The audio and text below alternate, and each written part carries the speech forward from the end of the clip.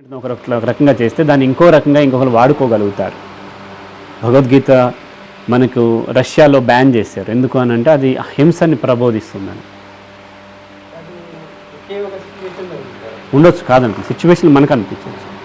చూసేటువంటి కాంటెక్స్ట్ని బట్టి content meaning మారిపోతుంది. అదే భగవద్గీత పట్టుకుని మహాత్మా గాంధీ ఆయన అహింస.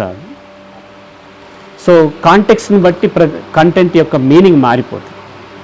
ఎవరు ఏం చెప్పినా హ్యూమన్ బీయింగ్స్ ఆ కాంటెక్స్ట్ని మార్చేసి దాని మీనింగ్ మార్చేసుకుని తమకు అనుకూలంగా వాడుకుంటారు. ఇంక్లూడింగ్ ఆ కమ్యూనిస్ట్ ఏదో ఉంది కదా, మేనిఫెస్టో ఏదో ఉంది, ఇటువంటి అన్ని మార్క్స్ చెప్పినా, మావో చెప్పినా, ఇంకొకరు చెప్పినా ఎవరు చెప్పినా సరే మీనింగ్ దాని యొక్క కాంటెక్స్ట్ని మార్చేసి దాన్ని వాడుకుని అల్టిమేట్గా ఏం చేస్తారంటే మళ్ళీ అమాయకుల్ని, ఇండివిజువల్ని కిల్ చేస్తూ డిక్టేటర్స్ వచ్చారు.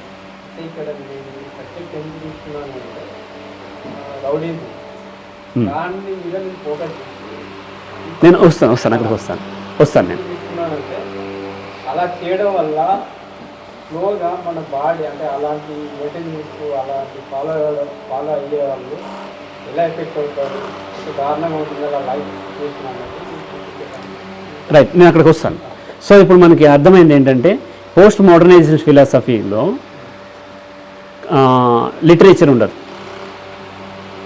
మనకి అక్కడ ఏ బుక్ ఇచ్చినా దానికి ఎలా కావాలంటే అలా వాడుకుంటూ ఉంటారు. అందుకని లిటరేచర్ ఉండదు. Context is more important.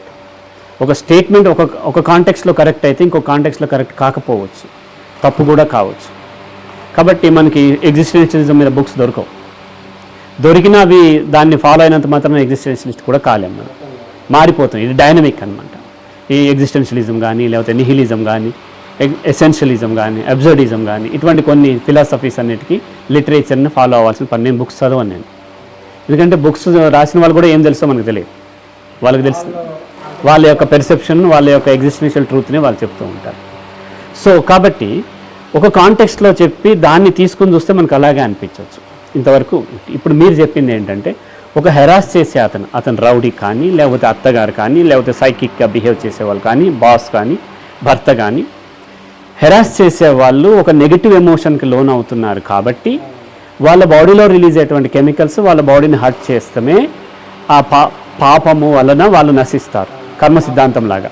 అది మీరు చెప్పినటువంటి. అయితే ఇక్కడ ఒక థింగ్ ఒకరికి ఉన్నంత ఇంటెన్సిటీతోని ఇంకొకరికి ఉండకపోవచ్చు.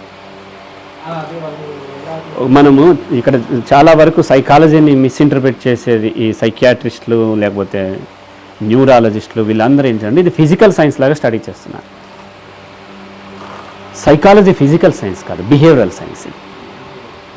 ఓకే, సో ఆయన గరికపాటి నరసింహారావు గారిని నిమ్హాన్స్ వాళ్ళు ఏదో ప్లగ్గులు పెట్టి ఆయన ఇంత తెలుగు ఎట్లా ఆన్సర్ చేస్తున్నాడు అని చెప్పి టెస్ట్ చేశారంట. ఏం తెలియదు. ఆ బాడీలో బ్రెయిన్లో రియాక్షన్స్ వస్తాయి కదా, వేవ్స్ వస్తాయి కదా, ఆల్ఫా వేవ్స్, బీటా వేవ్స్ ఏవో చెప్తున్నారు. ఒక అమ్మాయికి బల్లిని చూస్తే విపరీతంగా భయపడి దారుణమైన వేవ్స్ రావచ్చు, ఇంకో అమ్మాయికి అసలు రాకపోవచ్చు.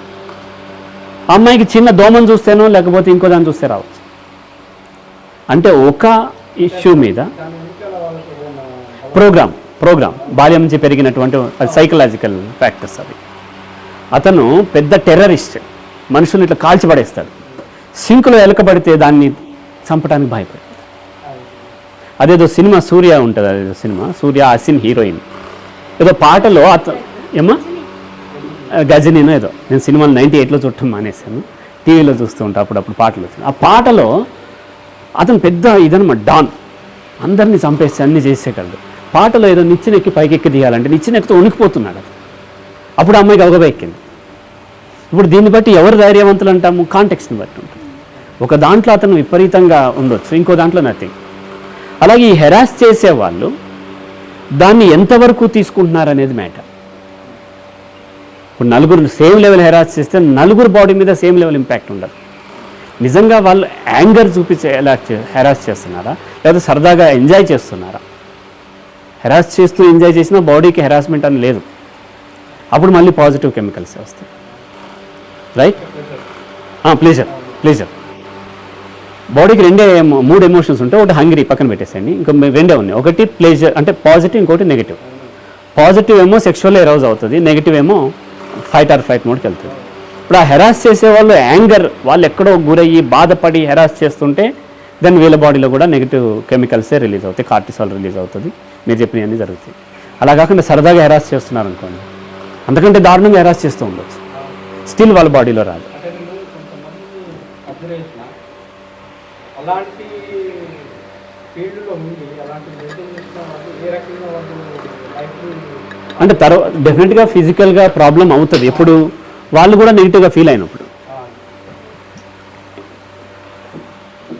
వాళ్ళు నెగిటివ్ ఫీల్ అవ్వలేదు అనుకోండి, దాని మీద ఉండదు. అయితే ఈ కర్మ సిద్ధాంతము దీన్ని ఏం చేస్తారంటే పాపము పుణ్యాన్ని ఈ మోడర్న్ సైన్స్తో లింక్ చేసి ఇది అని చెప్పాలని చూస్తారు. కానీ ఎగ్జిస్టెన్షియలిజం హై లెవెల్ రేషనల్గా ఉంటుంది అన్నమాట. ఇక్కడ మనకు ఉంటుంది, నేను ఎగ్జిస్టెన్షియల్ ప్రోగ్రాంలో కూడా చెప్పాను, నేను మంచి వాళ్ళకంతా మంచి జరుగుద్ది, చెడ్డ వాళ్ళకంతా చెడు జరుగుద్ది అని ఉండదు. మంచి వాళ్ళకు కూడా చెడు జరగవచ్చు, చెడ్డ వాళ్ళకు కూడా మంచి జరగవచ్చు. అది నేచర్ నుంచి వచ్చేది. సునామీ వచ్చి 10 లక్షల మంది కొట్టుకుపోయారు, వాళ్ళందరూ చెడ్డవాళ్ళ చెప్పలేం. కాకపోతే మనం అట్లా చేసుకుని వాళ్ళందరూ పాపం చేశారు, మనుషులు భూమి భారం తగ్గించడం కోసం దేవుడు ఇట్లా చేశారు మనము చెప్పుకుని తృప్తి పడుతున్నాం.